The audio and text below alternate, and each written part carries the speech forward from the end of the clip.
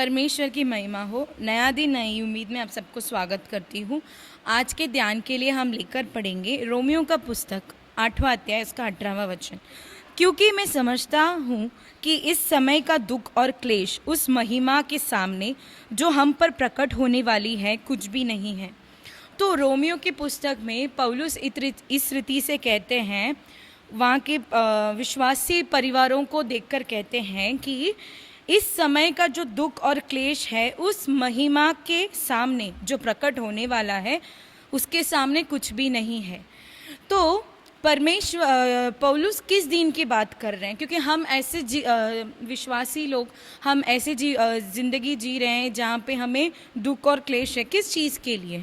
क्योंकि हमें परमेश्वर ने सबसे बड़ा दिया हुआ आज्ञा है कि परमेश्वर का सुसमाचार सुनाना है, परमेश्वर के वचनों के अनुसार जीना ही हम हर एक मसीहत का फ़र्ज़ है।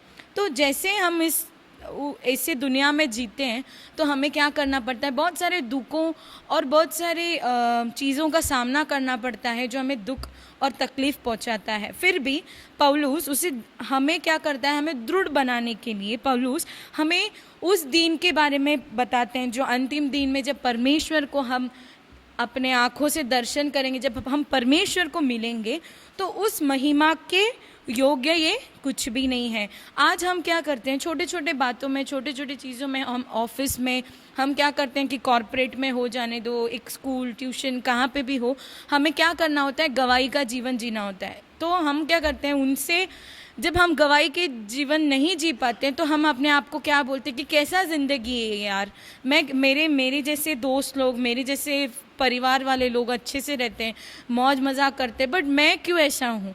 तो वही लोगों को देख के पौलुस कहता है कि जिस दिन परमेश्वर प्रकट होगा उस दिन के महिमा के सामने ये कुछ भी नहीं है। तो हमें भी कैसे जीना है? उस महिमा का दिन को हमें अपने आंखों के सामने लेके आना है। उस महिमा के दिन में जब परमेश्वर सारे लोगों के सामने जब आपको महिमा करेगा, आपको आदर करेगा, अगर आप वो खुशी को सोचकर देखोगे तो ये दुख और क्लेश कुछ भी नहीं है। तो मैं आज के दिन यही बोलना चाहूँगी, हम जो भी क्लेश और दुख आज परमेश्वर के नाम के लिए उठाते हैं, जो भी है, हमें सिर्फ यही सोच के चलना है कि परमेश्वर जिस दिन हमें सभी स्वर्गदूतों के सामने, सभी लोगों के सामने जब महिमा में हमें हमारा नाम आदर करेगा, उस दिन को अगर हम याद करेंगे तो ये पीड़ा हमारे लिए कुछ भी नहीं है। तो हमें भी क्या करना है अपने जीवनों में? इस दुख मुसीबत को परमेश्वर के वचनों के द्वारा, प्रार्थना के द्वारा हमें अपने आप को दृढ़ करना है। उसे सामना करने के लिए परमेश्वर से ताकत और हिम्मत मांगना है। मैं विश्वास करती हूँ कि ये वचन के द्वारा परमेश्वर आपको आशीष करे। आइए हम प्रार्थना करेंगे।